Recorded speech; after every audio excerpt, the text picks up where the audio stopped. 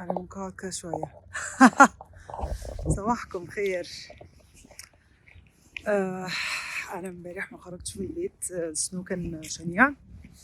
النهاردة الدنيا شمس ولذيذة، فقلت هنزل أتمشى. عندي ماشية ساعة وربع.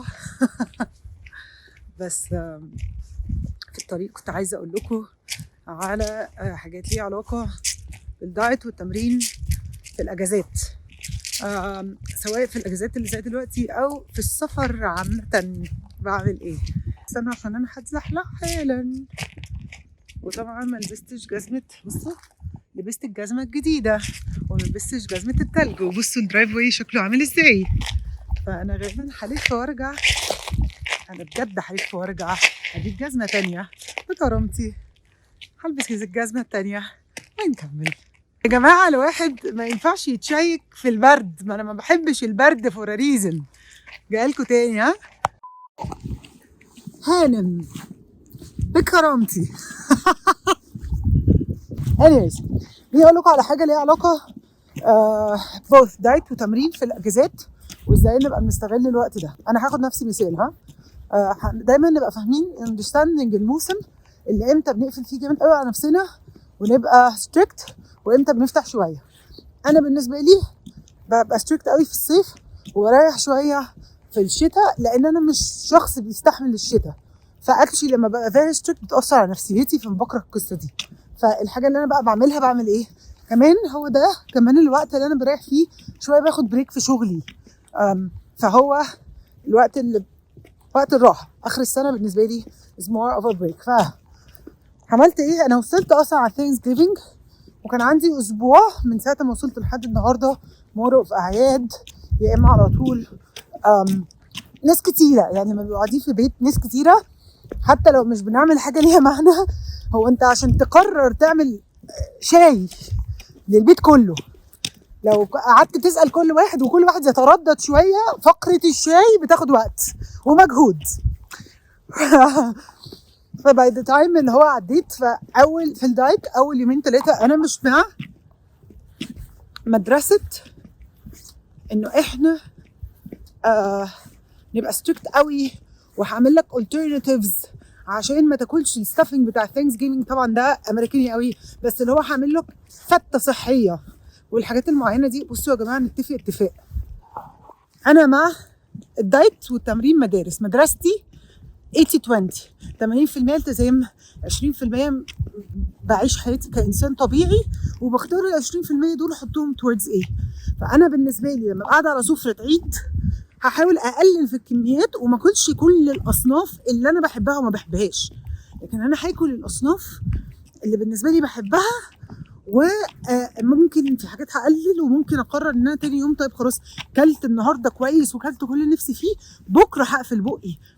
بس انا بشوفتها سبيشالي في الاعياد دي، بشوف كميه فيديوهات على الانترنت انه ازاي تقدر تلتزم بتاع حلو قوي. يا جماعه انا مش من المدرسه دي، انا مع المدرسه بتاعت عادي يا جماعه نتعايش، وسبيشالي ان انا عارفه انا في مرحله عامله ازاي. انا مش داخله بطوله، انا عايزه جنرال هيلث اند ويلنس، عايزه يبقى شكلي صحتي كويسه، مركزه، عارفه فانكشن في شغلي، شكلي حلو، بلبس اللي انا نفسي فيه، شكرا باي باي، ثقتي في نفسي في السما. that's all I need. فده مش بيضطرني اني ابقى قاعده على سفره العيد ما اكلش. حلو. طيب حاجه تانية، انا بقى ايه ببدل بين الدراعات عشان بتوجع. فاول اسبوع اول يومين خدتهم ما كنتش مركزه خالص في الدايت والتمرين، وبعديهم ب3 ايام برضو ما كنتش مركزه قوي، بس اتليست ما بعكش قوي العك البشع، بس في نفس الوقت مش مركزه وحاسبه كالوريز وبتاع، ولا حتى مش كده باكل اللي قدامي بس مش عايزه اعك عشان اخلص، بس مش مبسوطه بالاكل اللي انا باكله عشان مش انا في هوجه، انا في خلاط، فانا مش مركزه خالص مع حاجه. وساعتها حطيت لكم المسج بتاعت انه او الستوري بتاعت انه انا ما عنديش مشكله في العك، انا عندي في مشكله في عك حاجه انا ما بحبهاش. فالفكره كلها اوقات بننشغل فبنوصل لمرحله ان انا بعك اي حاجه عادي، وباكل اكل لا بيحبه وبيتخني، دي بقى بكرهها. فظبطت وبقالي الحمد لله 3 ايام ظبطه كويس قوي، بكل المغريات بكل حاجه. هتلاقي شنطتي فيها اكل.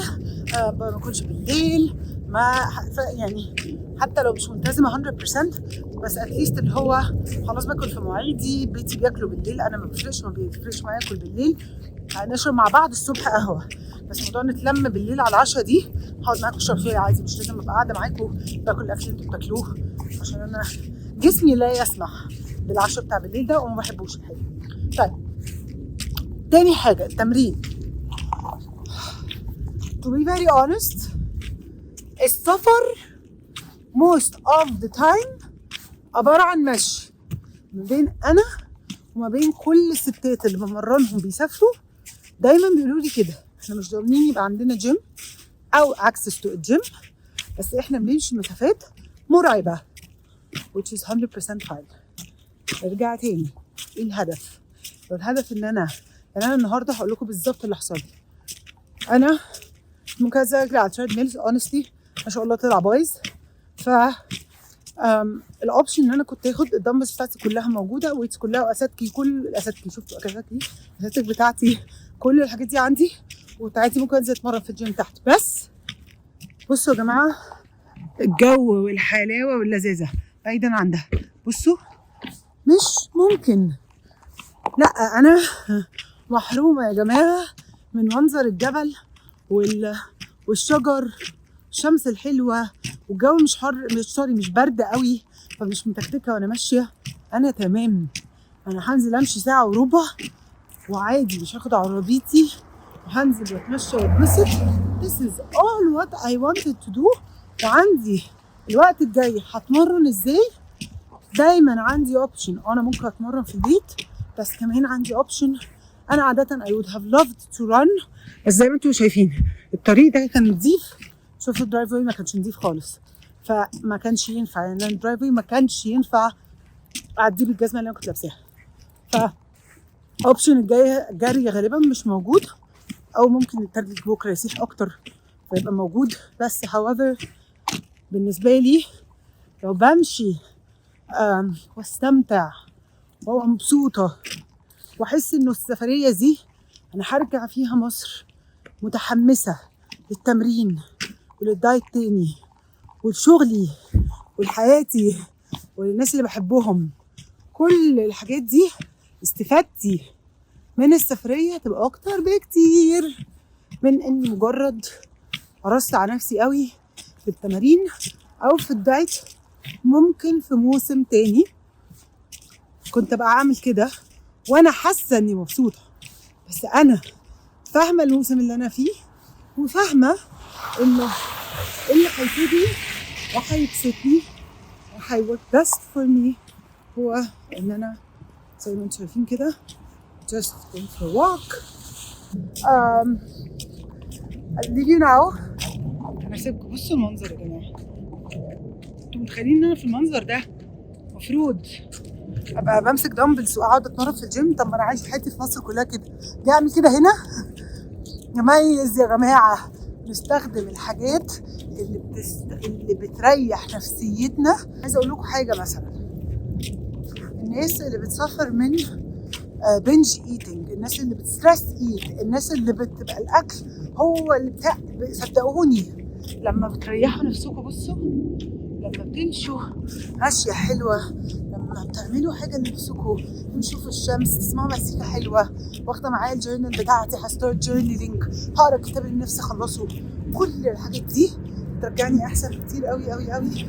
ده حاجات معنويه توصلنا لهدفنا وتخلينا نسستين لوقت اكتر من اي حاجه تانيه.